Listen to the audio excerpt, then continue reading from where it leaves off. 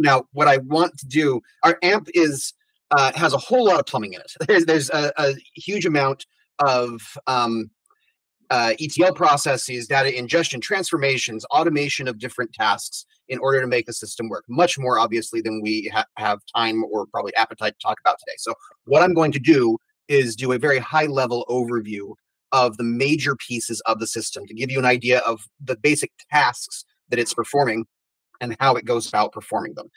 If you do want any more details about all of this kind of behind-the-scenes work that it does, so you don't have to, we actually have a whole other presentation on that we'd be happy to give. But that for today, I'm just going to give a high-level overview.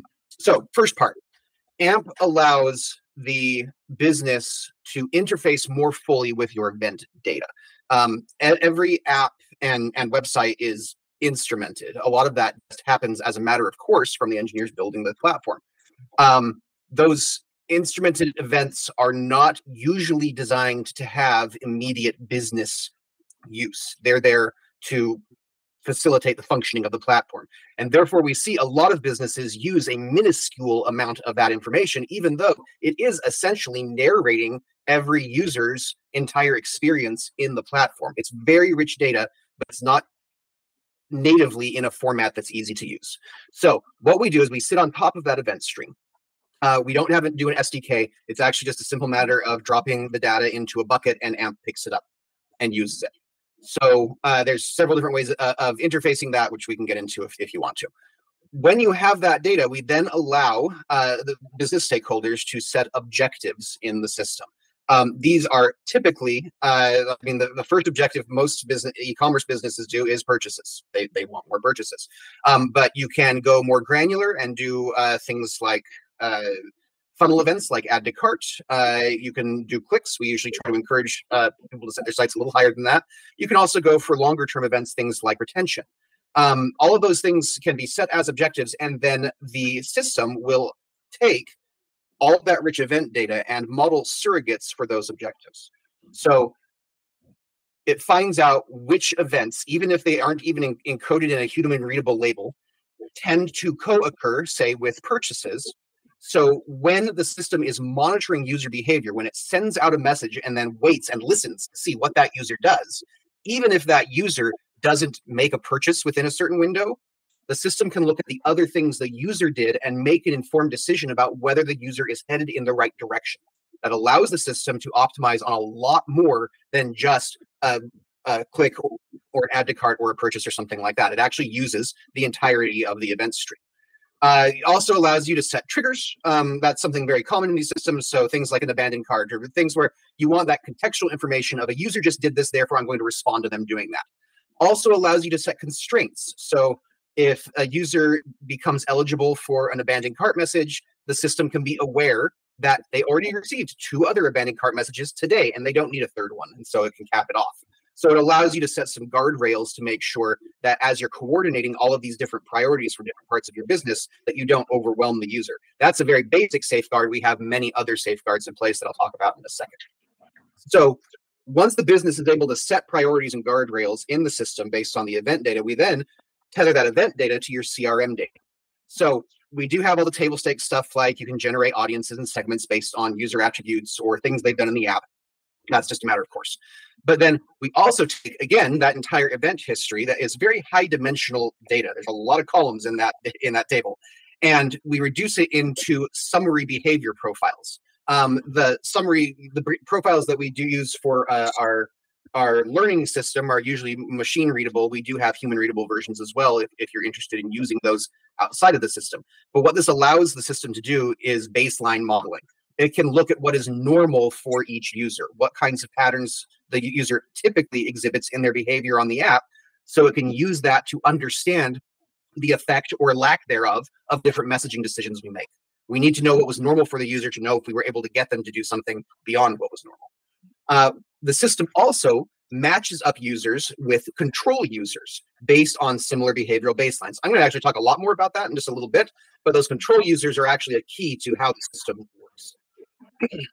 What this ends up being is effectively assigning a programmatic agent, an AI, to each individual user.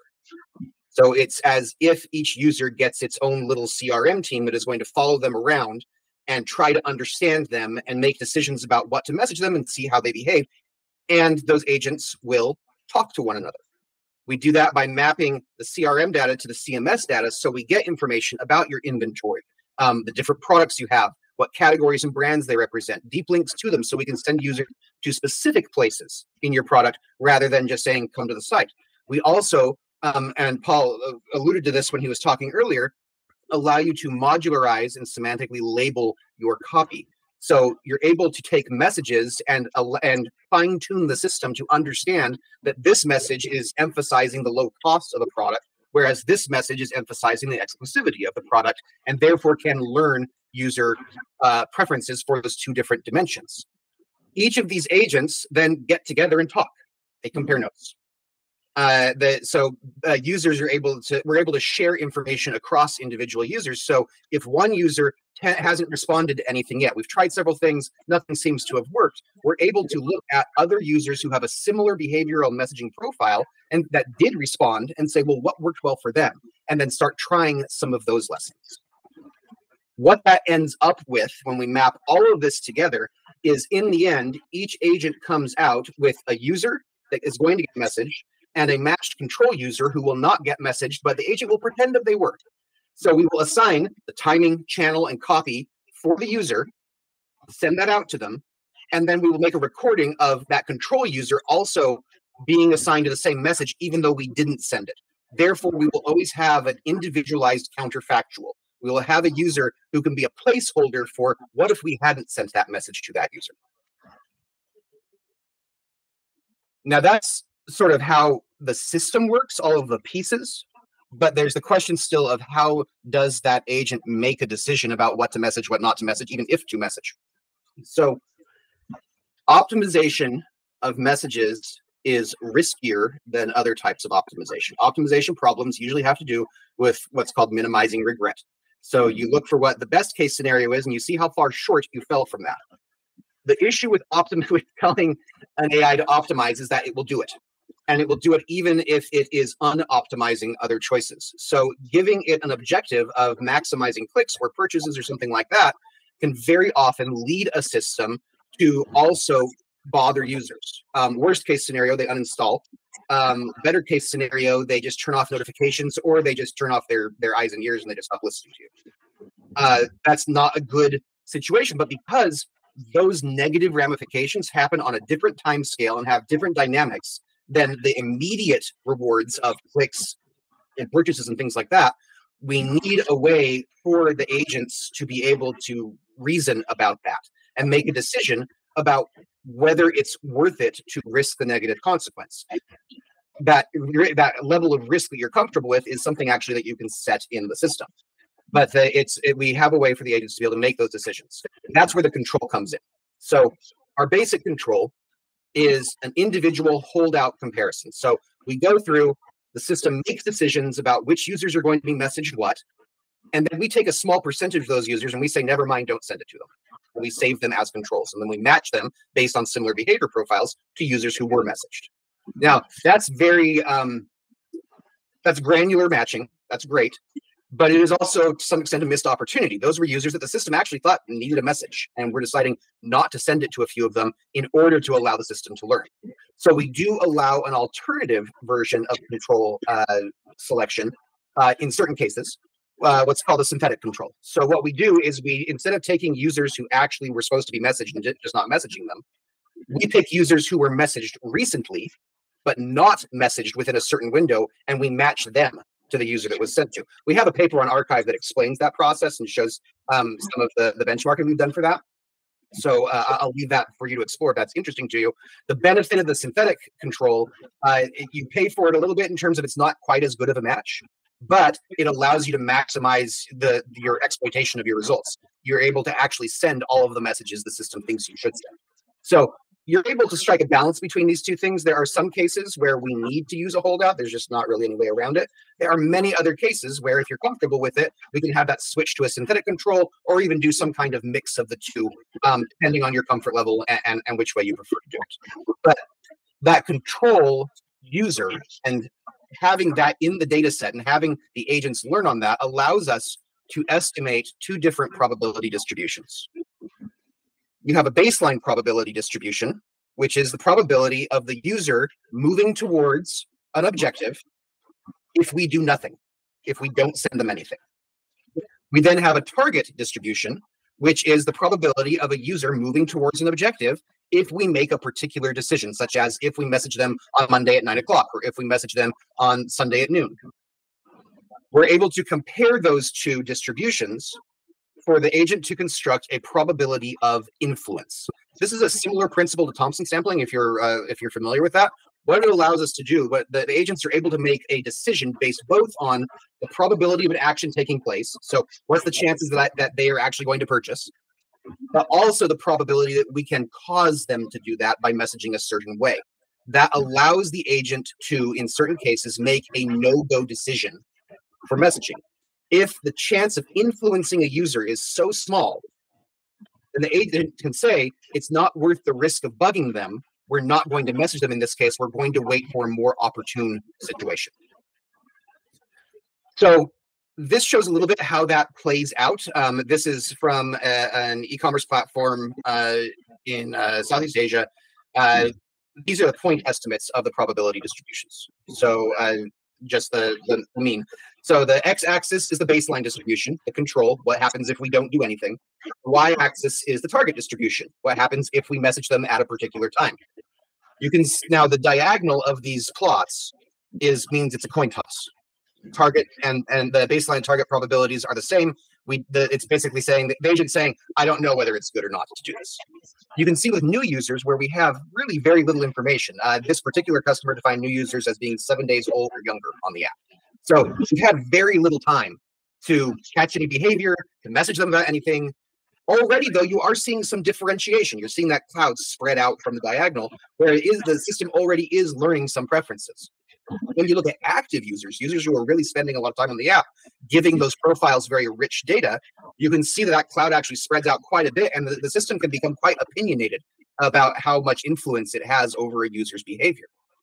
But one of the things that this does that I think is cool is that these influence distributions actually allow the agents to retain a memory of each user's preferences. Even when users go inactive, say they bought something and then, I don't know, they lost their job, or they bought the thing they wanted and they don't want to buy anything else for a while.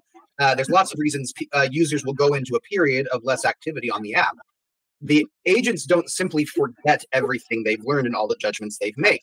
They, over time, will regress those judgments back to the diagonal, but until that happens, you will still, for some time, even with inactive users, the agent will retain a memory of which options they thought would work well. So if the opportunity comes up again, they have a good basis for messaging that user. If you add in new inventory into your product, or new messaging inventory, you have a new way of talking to them, the system knows, well, Thursday afternoons worked pretty well for this user. So how about we try this new thing at that time and see if we can get them to respond.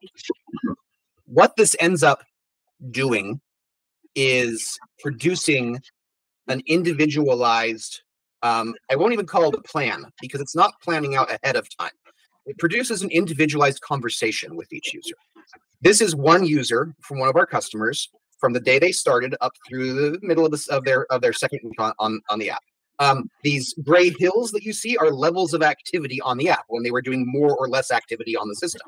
The blue dots along the bottom, those are messages we sent to them. The red dots along the top, those are things they actually did. The darker the red dot, the closer it was to being an actual conversion event. So they started on the app and they did a few things right as they got on the app.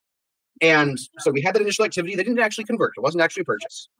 And then they didn't do anything. So we sent a couple messages, no response.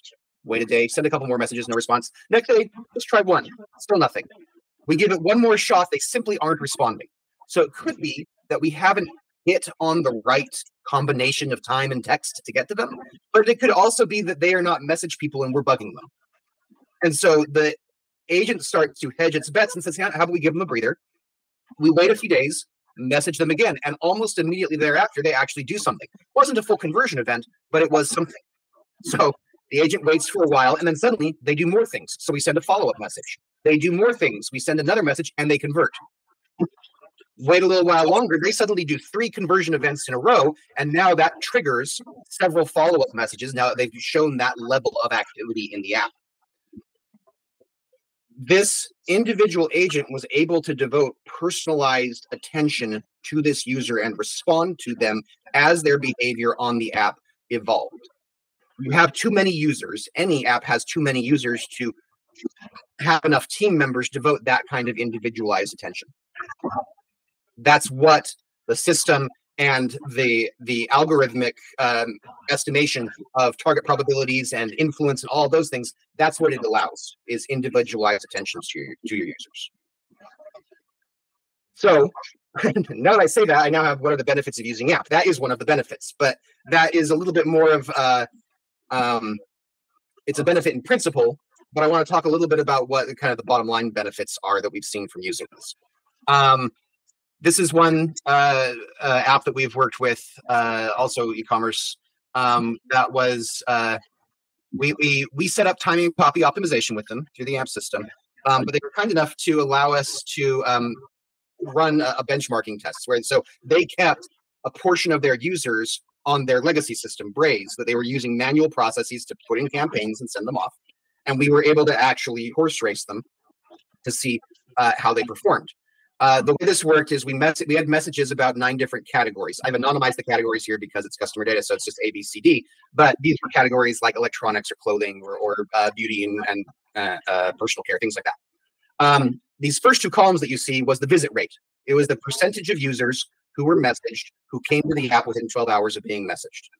The blue numbers are the ones that won. So if the blue number is in the first column, that means the AMP messages were higher. If it's in the second column, that means the manual messages were higher. You can see there's a little bit of a mixed bag there. In some categories, AMP did better. In some categories, the manual process did better. However, if you look at the second 2 columns, that shows the baseline rate. That's from the controls. They used 100% holdout control. They didn't want to use the synthetic matching. So we looked at those users, and we looked at what they were doing at the same time that both systems were actually sending messages. And the baseline for the manual process was consistently much higher than AMP. And that's because for a manual process, it is really hard to personalize timing. You don't have enough people to sit there and say, okay, for these users, we're going to set up a campaign for 9 o'clock in the morning. For these users, we're going to do noon. For these users, we're going to do both. And then for these users, we're going to wait until Wednesday.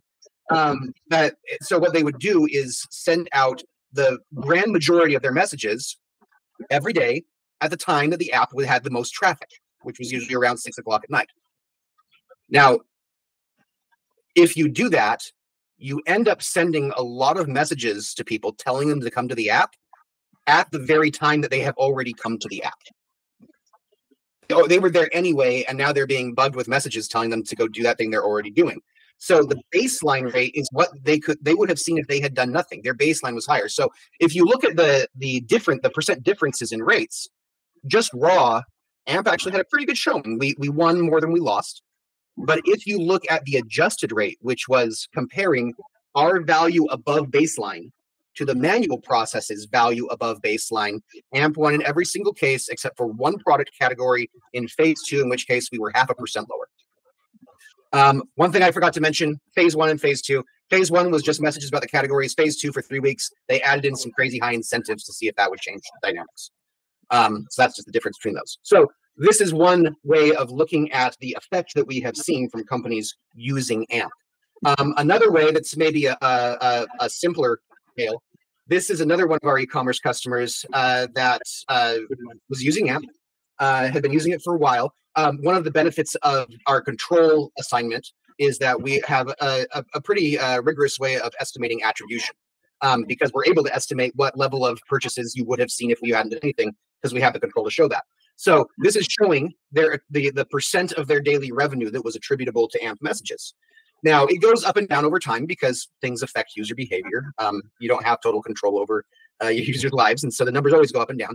But at one point, our contact called us and said, if you notice the timeline, this is the beginning of 2003. He said, there's some belt tightening, and I got a new boss, and he said, what's this AMP thing? And I explained to him what we're using, but he was like, no, I don't want to pay for that. Turn it off. And he was worried about that. Our contact was. So he said, can we just turn off all of our triggered messages, all of our abandoned cart messages and our wish list messages, things like that? He said, because those, we can try to reproduce them in Braze. We can try to send them out that way using those triggers. And we won't have the same personalization you have, but at least we'll be able to do the triggered messages. Can we just run that for a little bit and see what the effect is? And we're like, well, yeah, do whatever you want. So we turned off all of their triggered messages. They replaced them one for one in their Braze system. And then you can see the point at which that new executive changed his mind about whether or not AMP was worth it. And our contact called us up and he said, turn it back on. He said, we'll find the money for it. So our customers are able to see the impact in their bottom line results by using this system. There are also some nice things for data science teams. AMP allows data science teams to do less of certain things that data scientists, I'm speaking, I guess, from my personal experience. I've spent my whole career in data science. There are certain things that I don't find a lot of joy in doing. Cleaning data is usually not very fun. Pulling manual data pulls for the marketing team, usually not very fun. Repetitive reporting, figuring out all of the data structures in all of these different channel-specific systems to be able to use that data, things like that. AMP manages all of that, so you don't have to. You don't have to spend time on that anymore. But it also allows data science teams to innovate more, not only because it frees up some time, but it also allows you to do competitive evaluation. For example, if you are using a recommender system for your products, one, you can plug that into AMP and have our messages use. We have our own recommender system, which you are welcome to use, but you can plug in your own if you want. But if you are working on that recommender system and you think you've made some good improvements and you want to see how it's doing, you can plug the second one in too, and you can actually compete them in the messages and see how they perform differently. So AMP can actually operate as a live testing platform for data science projects. You also can get a variety of, like I've already explained, the system produces a lot of intermediate data products in order to make its decisions. Those are event history embeddings, behavioral propensities, the surrogate modeling, psychographic propensities, which is basically getting survey results without having to send a survey. Where if you want to know if a new value proposition or a new product line appeals to users, you can put that into the messaging and every user will get scored with that influenceability score for that new label. So you can start estimating which users will respond to those kinds of things, which also gives you the basis, for example, for advertising teams. You can get much more granular and targeted lookalike audiences, not only users who have a high propensity to buy, but have a high propensity to buy specifically handbags or specifically a particular brand of shoes. You can get those kinds of things out of the system. So those are all just produced because the system has to use them to make decisions. But that's your data ultimately. It's produced from your messages. Therefore, we make those things available. So there are a lot of different options for getting value out of the system, specifically for data science practitioners. That's all I had. That was a lot of information between me and Paul. You have been patient in listening. I'm happy to answer any questions. I'm sure Paul is too.